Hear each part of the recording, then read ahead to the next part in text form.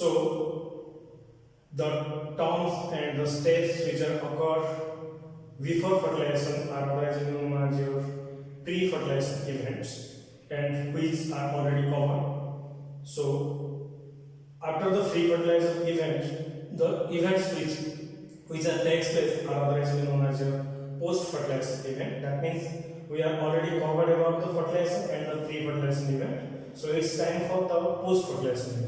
That means today we are going to discussing about the post-fertilization event.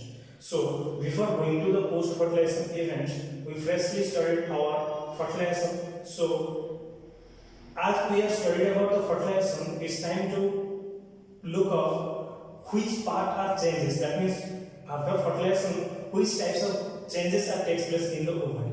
So first take a look at the post-fertilization event, and after the fertilization, which parts are changes and which part is give rise to what. So first consider that here is your ovary,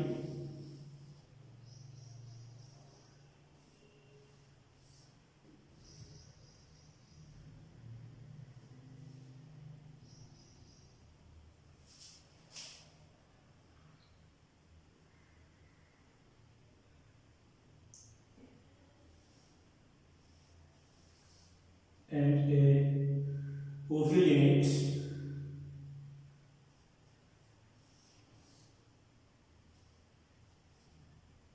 and the integuments,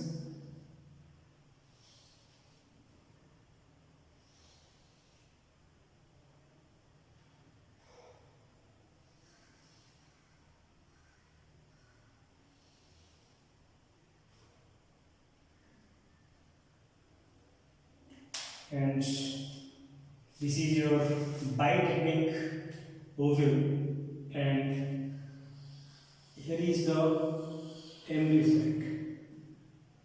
That means here it is your ovary, this is your ovule, and these are your integuments.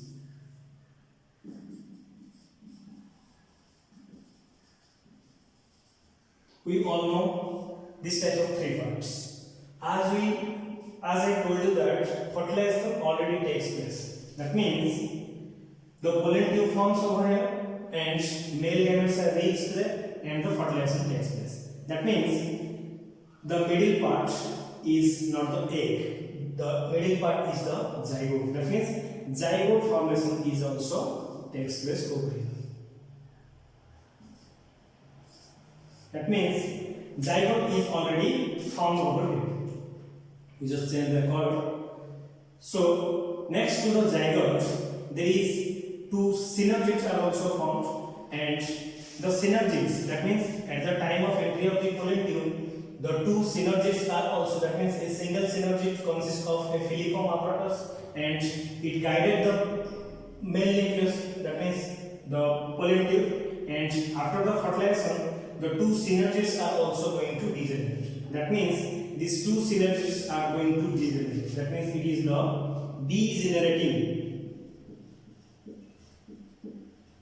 degenerating synergids.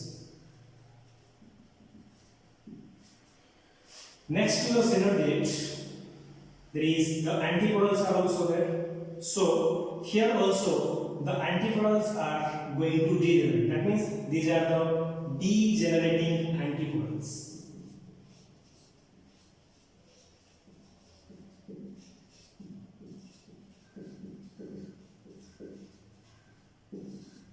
This is the degenerating antipodals. So zygote is also put.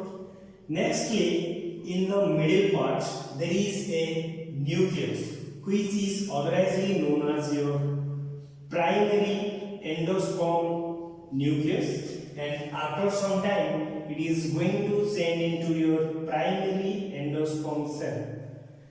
In the double fertilization, I told you that fertilization occur a single time and in the embryo sac 2 times fertilization takes place. That means the process takes place 2 times in the embryo sac. So it is known as a double fertilization. That means one is a fertilization and another one is fusion. How? In the zygote, that means how the zygote is formed? When the egg cell is formed. That means when the egg cell is fertilized over here, then the zygote is formed. That means here the embryo is formation. That means it is organism known as an embryo. After that means when the pollen tube enters into its first zygote, that means first zygote is formed. That means first fertilization is formed, and the zygote takes place. Next to the zygote, here is also the N number. That means 2N number of structures are formed. That means 2 male gametes are entered into it. One male gamete is going to fuse in the egg cell, and which is formed to your zygote, and the next N cell is going to fuse into the 2 polar nuclei. I told you that, and the 2 polar nuclei and another one nuclei are fuses. Is organism known as a triple fusion. That means this thing is your triple fusion. That means in your second stage triple fusion is formed. In your first stage your fertilization is formed, and both combinedly known as your double fertilization. That means combinedly these two structures are known as your double fertilization. So what happens over here? When the fertilization takes place, the zygote is formed, and the zygote is always known as your embryo. And the primary endosperm nucleus, which gives rise to the primary endosperm cell, is consist of N, and N. That means 3N structure. So here is the 3N number of cells nucleus, and here is also 3N number of cells. And this is organism known as your nutritive tissue, is organism known as your endosperm. So at the time of formation of your zygote, that means your embryo, at the same time the endosperm is formed, because endosperm is the nutritive tissue. That means the zygote is formed. That means everything in nature is formed for a reason. That means at the time of formation of your embryo, at the same time the food is also ready. That means the endosperm is also ready, which is already known as a nutritive tissue. That means these types of changes takes place overall in the structure, and in the other hand we are going to show that what takes place to these types of things. That means what is going to change into the ovary and the ovule and the integument. There is 3 types of changes that takes place. So firstly, the ovary is changes into the fruit. That means the totally ovary is changes into the fruit. Next is the ovule is changes into the seed. That means the ovule is changes to form your seed part. That means fruit is formed. Next is the ovule is changes into the seed. Next is the integument. That means the biotechnic integument is formed into the seed pod. That means overall these types of things takes place. That means at the time of after fertilization, in post fertilization event, 2 types of things are mainly takes place. One is your zygote formation, which gives rise to your embryo, which we are going to study about briefly how the embryo is formed and its stage also. And next is the endosperm formation. So 2 types of things that takes place in post fertilization. One is your embryo formation, and next one is your endosperm formation. And according to this, in outer structure, these types of changes are takes place. That means your fruit is formed, next to the seed is formed, next to the seed pod is formed. This is the common changes takes place in the post fertilization event. Next, after the formation of your embryo sac, there is a number of nucellus tissues are also present. We already know about the nucellus in your fertilization class. That means in a fertilization I told you about the nucellus. That means a number of cells are formed over the nucellus, and commonly at the time of endosperm formation the nucellus are completely used up. Commonly these types of things are takes place. But in some stages, persistence of new cells are also present. That means some new cells are also left, and it is otherwise known as in diploid 6. It is otherwise known as your X-albuminous and otherwise known as your perispermic seed. We are going to study about details in your endosperm. So we mainly studied two types of things over here. That means in your post-fertilization event. One is your endosperm formation. Next one is your embryo formation. So first take up to our development of endosperm. That means the endosperm formation. So in endosperm, development of endosperm takes place simultaneously with the development of embryo. I told you that everything is happens in nature for a purpose. That means as I told you that embryo is formed at the same time endosperm is formed. That because that means it is the baby and it is the food for the baby. That means as the seed is going to form, at the same time the nutritive tissue is also going to form. That means for nourishing purpose of the zygote. So in the first point, development of the endosperm takes place simultaneously. That means at the same time with the development of embryo. That means at the time of development of embryo. When the embryo is formed, then also the endosperm is formed. Nextly, the endosperm nucleus divided repeatedly gives rise to a large number of free nuclei inside the cytoplasm. Here just took a small example which is commonly known as a coconut.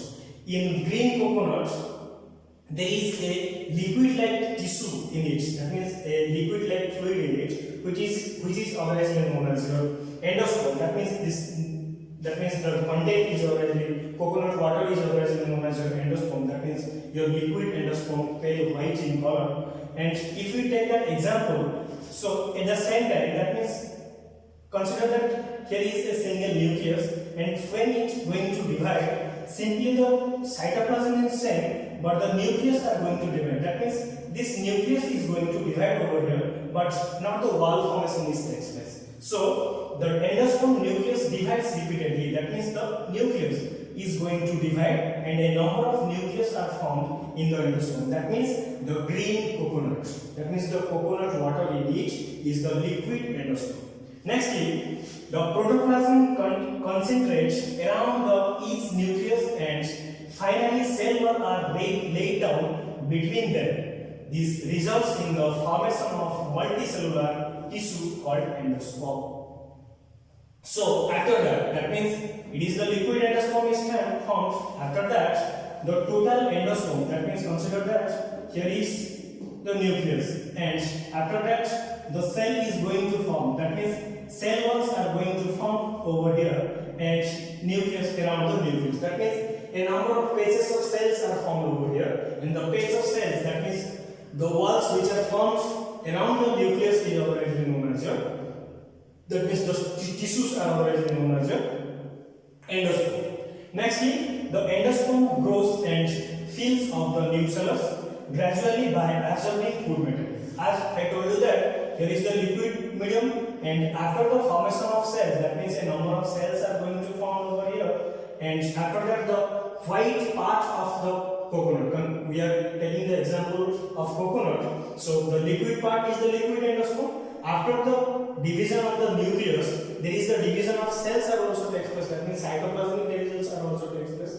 When the cytoplasmic divisions are takes place, at the same time the wall is formation is takes place. That means the white part of the coconut. That means the edible part of the coconut. That means a skull-like structure is there in the outer part. Next to the skull-like structure, there is a whitish part, and in the whitish part there is the liquid. And the liquid is the liquid endosperm, and the whitish part of the cell. That means here the cell division is also takes place. The endosperm grows and fills of the nucellus gradually by absorbing food material. It absorbing the food material, and then the cells are formed.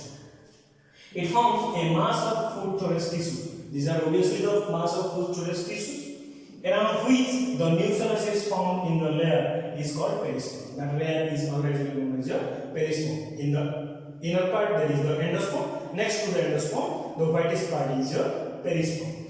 Nextly, in details, this is just the development of your endosperm, and the time as in our next class we are going to study about our type of endosperm. In this part, we just discuss about coconut and other types of seeds also. Don't worry about that. Nextly, in most of the monocots, the endosperm is persist. That means commonly I told you that. That means there is a number of new cellular mass. Consider that this is your new cellular mass. New cellular tissues. So commonly the new cellular tissues are used of commonly, but in some cases in monocots the new cellular tissues are used of. Permanent tissues are formed. That means after this the permanent tissues are formed.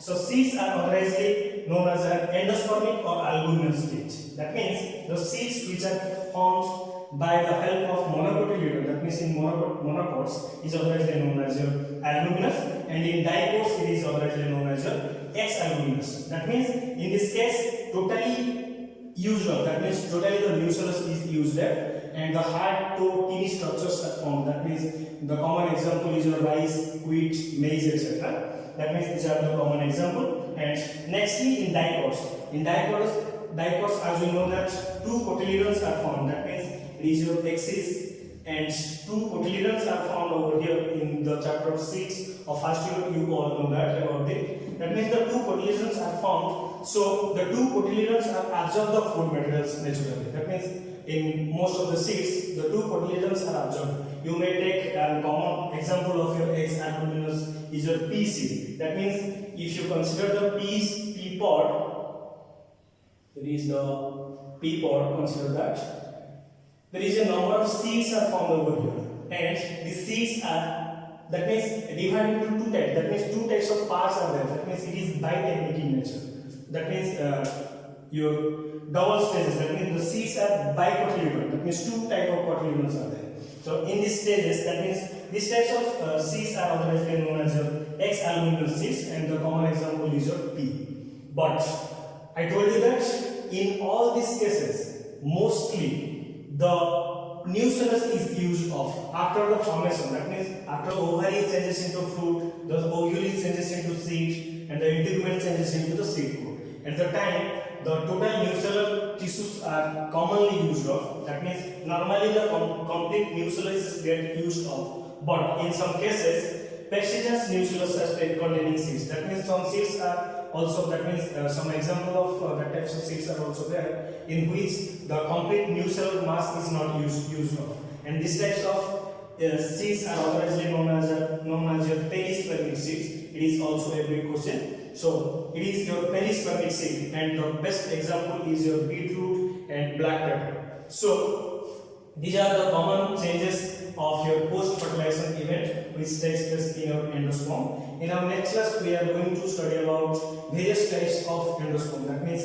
the endosperm is again divided into three types, and in these types we are going to study about the example of your coconut and how it is formed and what are the types are also with diagrammatic manner. So these are the some of your post-fertilization events about your endosperm. In our next class, we are going to study about various types of your endosperm. Thank you.